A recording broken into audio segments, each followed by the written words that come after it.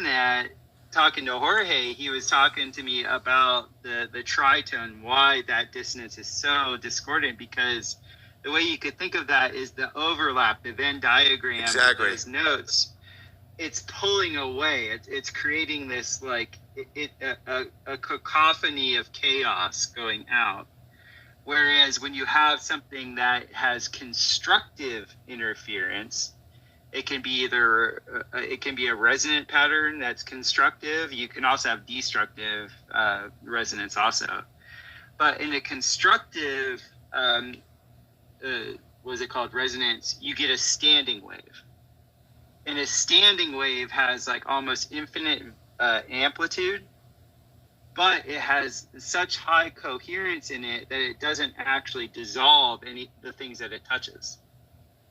So the reason why I got so into that physics was Judy Wood's book on where did the towers go, getting back to the Gemini of it all, the Twin Towers.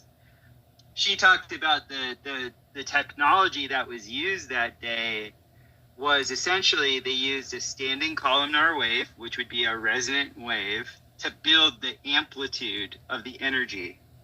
Because a standing columnar wave is just like, imagine an inaudible frequency that as it was hitting you, it was building your potential. Like it was filling you up like a balloon. And then they hit on two different axes, the axis that actually caused every other car to flip on that one road. You had every other car flipped, which that was actually the length of the wavelength. Whoa.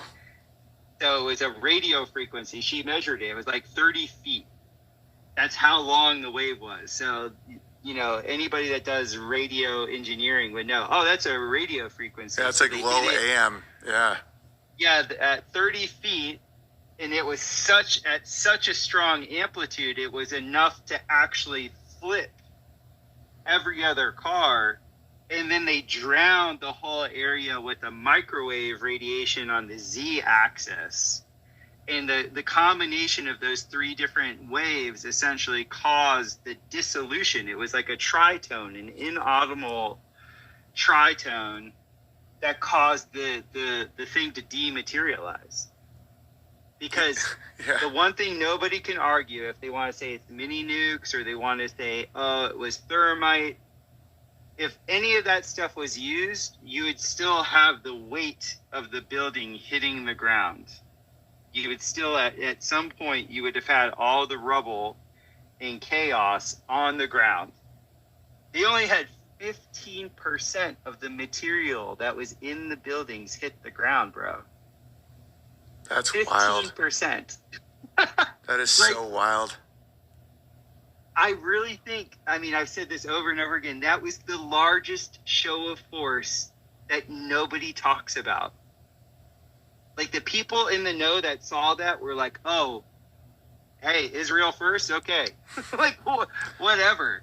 Did you want to hear a wild theory? I think that the Charlie Kirk thing was also that, and I don't know what I'm looking at, but I think it could be like what Palantir's capable of or some shit where it's like, we can make your throat explode from like a drug. You know what I mean? Like, I have no idea what it was, but I think it was a show of force. I think it was kind of like showing off a technology.